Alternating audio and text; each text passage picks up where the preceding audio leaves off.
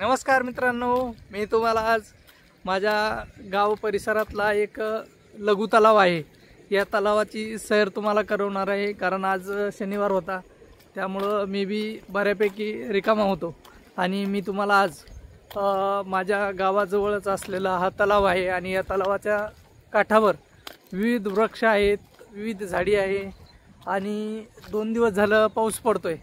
त्या पावसामुळे या परिसरात मोठ्या प्रमाणावर पाणी आले आणि हे पाणी एवढ्या मोठ्या प्रमाणावर आले की हे तलाव पूर्णपणे 100% भरला आहे आणि याच तलावाचा परिसर मी तुम्हाला आज दाखवणार आहे।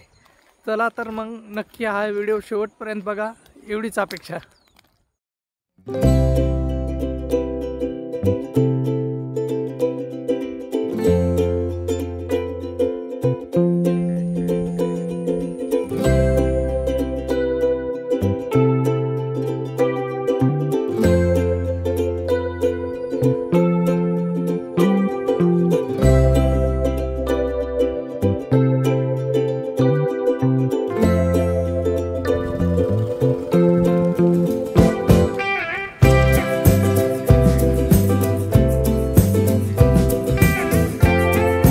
शेतीची वाट आहे आणि या शेतीच्या वाटातून आम्ही आता पुढे जात आहोत। हे जे वर टेकाड दिसतात या संपूर्ण टेकडीवरचं पाणी या इथून खाली येऊन हे तलावाला भेटतंय आणि जिथून हे पाणी येतंय आपण त्या ठिकाणी जाणार आहोत आणि चला बघू।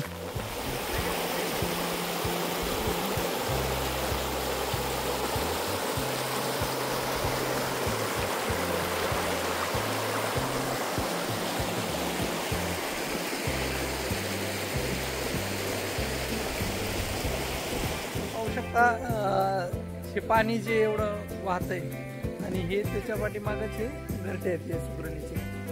खूप मोठ्या प्रमाणावर घरटे या सुग्रणीने बांधलेले आहेत, होऊ शकता तुम्ही।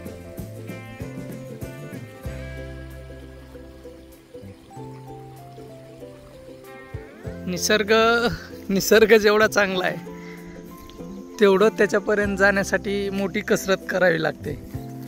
तुम्ही पाहू शकता, मी गेली मागच्या बऱ्याच वेळपासून फिरतोय त्या अशा रस्त्यातून आणि खूप मोठ्या प्रमाणावर चिखल या ठिकाणी झालेला आहे आणि या चिखलातून मी तुम्हाला आमच्या गावचा परिसर दाखवण्याचा प्रयत्न करतोय। हे असे पाण्याचे छोटे छोटे धबधबे वाहायला लागलेत आणि हे माणसांना आकर्षित करतात। असे धबधबे या माळरानावर खूप मोठ्या प्रमाणावर आहेत आणि हेच धबधबे पुढे चलून एका वड्याच्या माध्यमातून तलावाला भेटतात। वाट चालण्यासाठी मला खूप आवडतं आणि असं रानामध्ये फिरणं, निसर्ग पाहणं हे मला नेहमीच आवडतं। म्हणूनच मी अशा पद्धतीचे ब्लॉग करतोय। तुम्ही मला असे ब्लॉग करण्यासाठी सपोर्ट करा आणि जो निसर्ग आहे आपल्या अवतीभोवतीच तो निसर्ग मी तुम्हाला दाखवित राहील। परंतु मी नवीन आहे, माझ्या चॅनलला आपण सबस्क्राईब करावं आणि ह्या असे निसर्गाचे विविध पैलू आहेत की आपण निसर्ग दिसतो आपल्याला, परंतु त्याच्याकडे पाहण्याची एक वेगळी दृष्टी असते आणि त्याच्या माध्यमातून तो पाहिला पाहिजे। मी मागील काही वर्षापासून विभागीय दैनिकाला निसर्गाचे छायाचित्र पाठवण्याचं काम करतो। निसर्गाची जी विविधता आहे ती जगासमोर यावी त्या उद्देशाने मी मोठ्या प्रमाणावर हा निसर्ग पूर्णतः दाखवतो लोकांना आणि ते पेपरमध्ये सुद्धा मोठ्या प्रमाणावर ते फोटो छापून येत असतात।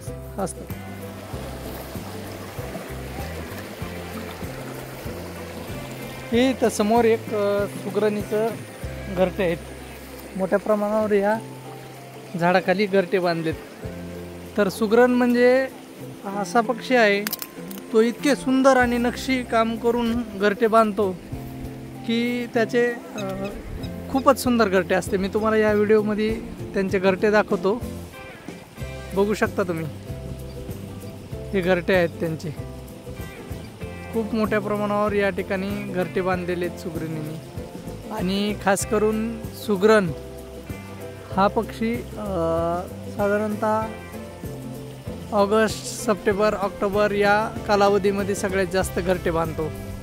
आणि या सुगरणीचे घरटे हे छोट्याशा झुडपांनाच जास्त करून दिसतात आपल्याला, विहिरीच्या काठावर किंवा झुडपांना. आणि पाण्याच्या ठिकाणी जास्त करून राहतात हे. कारण काय आहे त्याचं की त्या ठिकाणी त्यांना अन्न जास्त प्रमाणावर मिळतं. पाण्यामुळं छोटे छोटे जे कीटक असतात ते पाण्यामध्ये असतात आणि त्यांच्याद्वारे यांची गुजराण होते. हे जे घरटे आहेत हे खूपच छान पद्धतीने तयार केलेले आहेत. मी या ठिकाणी मोठ्या प्रमाणावर फोटो काढलेत आणि मी ते तुमच्यासोबत याच व्हिडिओमध्ये शेअर करीन.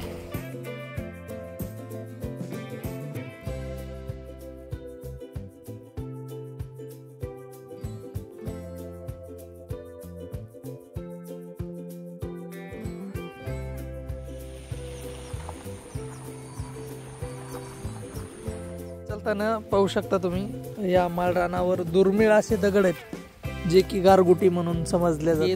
दुर्मिळ दगड होत चाललेत आता. आणि हे दगड जर दोन्ही एकमेकाला घर्षण केलं या दगडांचं तर यापासून अग्नी तयार होतो. बऱ्याचदा जुन्या काळातील लोक किंवा शेतकरी सुद्धा या दगडाला घर्षण करून शेतात आग जाळण्याचं काम करायचे, आग चेतवण्याचं काम करायचे. चला, हा शेतकऱ्याचा पुत्र आहे, परंतु बराच वेळ झाला हे आमच्या सोबत हिंडतोय. आणि याला आम्ही 2-3 वेळा हाकलून लावलाय तरी सुद्धा हा आमच्या सोबतच हिंडायला लागलाय. आमच्याकडे याला काही खाऊ घालण्यासाठी पण नाही तरी सुद्धा हा आमच्या सोबत येतोय.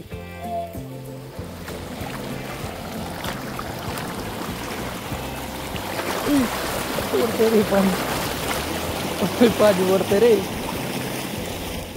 जसा निसर्ग दाखवतोय तसंच या शेतकऱ्यांची देखील हाल दाखवणार आहे. कारण ह्या अतिवृष्टीमध्ये शेतकऱ्यांचं पूर्ण शेतीचं उत्पादन हे नामशेष झालेलं आहे. कारण या ठिकाणी जे आपण ज्या शेताजवळून जात होतो त्या शेतात हे सोयाबीनचं पीक आहे आणि हे पूर्णपणे हे वाया गेलेलं आहे. याला ना हिरवापणा राहिला आहे ना काहीच नाही. ह्या ज्या शेंगा आहेत, या शेंगा या पूर्णपणे भरलेल्या सुद्धा नसताना या पूर्ण आता याच्यात कोंब फुटायला लागलेत. म्हणजे ही सोयाबीन पूर्णतः वाया गेली आहे.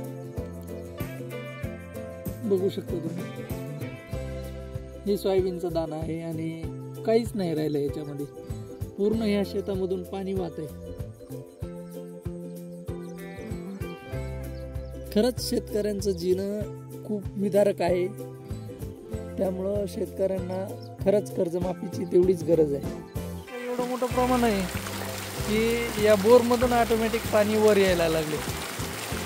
कुठल्याही प्रकारची मोटर चालू नाही, हे शेतीतून पाणी येत आहे. पुन्हा या शेतकऱ्याचा पूर्ण ऊस आहे आणि या ऊसामधून पूर्ण पाणी आता वाहायला लागले पूर्ण खाली.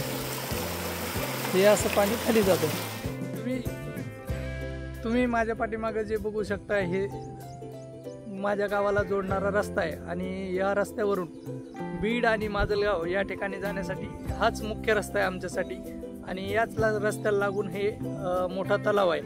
हे जे तलाव आहे हे खूप जुनं आहे आणि नाम फाउंडेशनच्या माध्यमातून याचा गाळ उपसा झालेला आहे. त्यामुळं याच्यामध्ये मोठ्या प्रमाणावर पाणी साचतंय आता आणि हा चांगल्या पद्धतीने पाण्याचा स्रोत झाला आहे.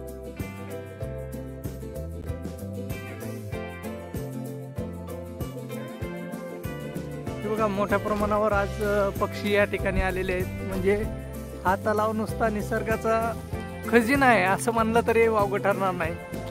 आज मोठ्या प्रमाणावर पक्षी या ठिकाणी आलेत कारण रात्री जो पाऊस झालता आणि पावसामुळं जे किडे मोठ्या प्रमाणावर उठतात आणि उडतात, त्यामुळं हे पक्षीचं जे भक्षक असतंय हे छोटे छोटे किडे असतात आणि ते खाण्यासाठीच हे सगळे पक्षी आज एकत्रित या ठिकाणी आलेले. बघू शकता तुम्ही, मोठ्या प्रमाणावर पक्षी या विजेच्या तारावर बसलेले.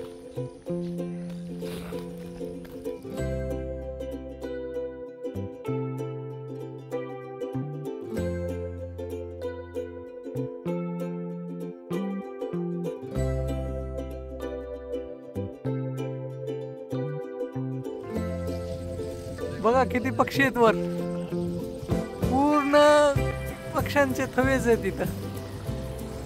निसर्गाच्या सानिध्यात काँग्रेसचं गवत सुद्धा आपलं लक्ष वेधून घेतं. रानावर चरणारा बैल पाहिला आणि बैलगाडी पाहिली, त्यामुळे मला माझ्या बालपणाची आठवण आली. गवतामध्ये लपून बसलेला हा बेडूक माझ्या मोबाईलच्या कॅमेऱ्याकडे एकटक पाहत होता. आपल्या अवतीभोवती अशा अनेक दुर्मिळ वनस्पती असतात ज्याची आपल्याला कल्पनाही नसते. गवताच्या पानावर साचलेले दव मोत्यासारखे दिसू लागतात. चला तर मित्रांनो, आता निरोप घेण्याची वेळ आली आहे. मी तुम्हाला हा जो निसर्गाचा आविष्कार दाखवला तो तुम्हाला कसा वाटला मला ह्या व्हिडिओच्या कमेंटमध्ये नक्की सांगा. तुम्हाला जर हा व्हिडिओ आवडला असेल तर लाईक करा आणि माझ्या चॅनलला सबस्क्राईब करा. भेटू पुढच्या व्हिडिओमध्ये. तोपर्यंत बाय बाय.